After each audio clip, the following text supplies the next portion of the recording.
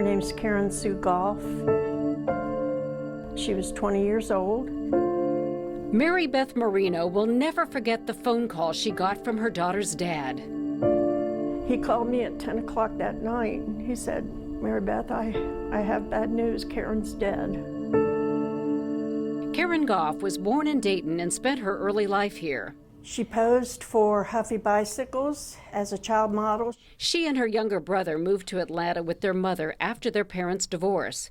Karen was slow to develop and struggled all the way to high school. They put her in the band, but she couldn't play an instrument, but they were trying to make her feel like she belonged. Finally, her senior year, a psychologist diagnosed Karen with a learning disability. She graduated but felt ready for a change. This is when she moved back to Dayton. Karen's father owned a rental house on Carew Avenue in Kettering, and he let her live there alone. I wasn't real keen on that. I was nervous about it. Here, Karen spent time with friends and frequented the popular Bourbon Street nightclub where she loved to dance. She was very attractive. Of course, was attractive to the boys, and the boys were attracted to her.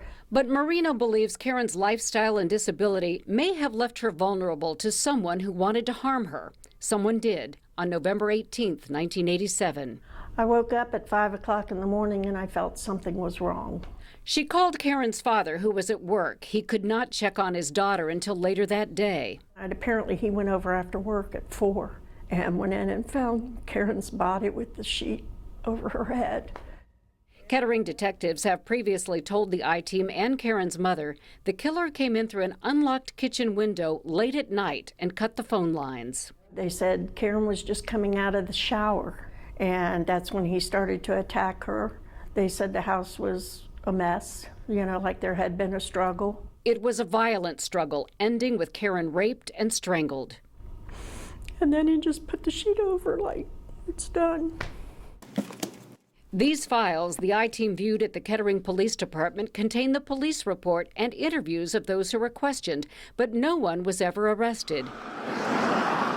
Years went by until 2014 when a new person of interest appeared on investigators' radar. DNA from a man arrested on drug charges matched DNA and nail debris taken from Karen. The I-Team has now learned the same person of interest in Karen Goff's murder served 10 years in prison for breaking into a house and assaulting a woman on October 3rd, 1988, less than a year after Karen was killed. Sky 7 shows how close the home where Karen was murdered is to the scene of the 1988 crime. It's about half a mile away.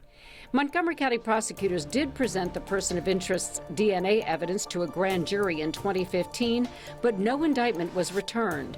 Since then, Kettering Police Detective Vince Mason told the I-Team another type of DNA from Karen's body matching the person of interest was discovered by Ohio's BCI lab.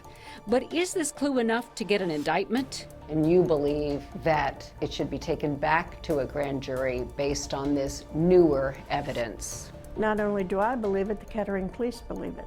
Prosecutors declined to answer our questions on camera, citing the integrity of the investigation. Chief Criminal Division Prosecutor Dan Brandt said in a written statement, details such as the locations which were tested for DNA, the persons from whom DNA standards were collected, and the results of that testing must remain confidential. Brandt also said, in December of 2020, this office, along with the Kettering Police Department, had a lengthy meeting with Ms. Marino and her son to address their concerns as to why the case was not being re-presented to the grand jury. At that time, the family indicated that while they were still hopeful that the case would be solved in the future, they understood why the case was not returning to the grand jury. Detective Mason says he's met with the person of interest 3 times about Karen Goff's murder, and the man says he never met her, never knew her, never been to her house. Are you convinced that this man killed your daughter? To quote them, yes, 100%. The I-Team is not identifying the man because even though he's a convicted felon, he's not charged in this case. And when I visited his address to try to talk to him, no one answered the door. Now 75, Okay. Mary Beth Marino feels time is running out to get justice for her daughter. No matter what happens from it, like I said, justice will be made in its own way, and I have to believe that.